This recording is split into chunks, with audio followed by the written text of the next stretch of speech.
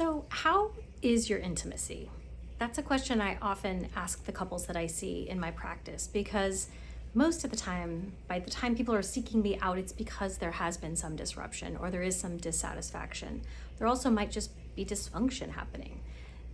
Things happen over the life cycle of a relationship, and sometimes you need to come in and unpack it. You need a third person present that's going to be neutral, that's going to be curious, maybe that's going to see things from a different perspective than the two of you or three of you or however many are in your relationship are noticing it, right? So it's like sex therapy is about a lot of things. It's about sometimes the actual mechanics, but oftentimes it's about a lot more than that. It's really also about what's the quality of the relationship.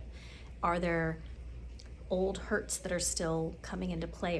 Is there resentment that's happening? Like, we're looking at the whole relationship, and then we're looking at how it affects your intimacy. How do you actually show up in that space?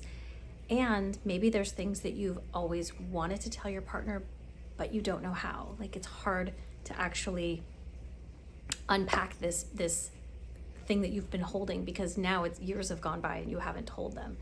So this is a good safe space to come in and do that. I'm going to facilitate it, and I'm going to say, hey, like, tell me about sort of historically where you've been and tell me about where you'd like to go, and let's get you there.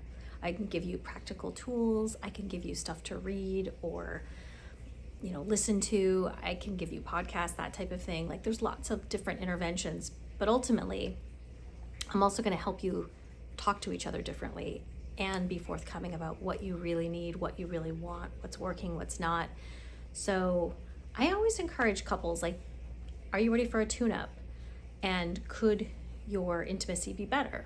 Let's figure that out together.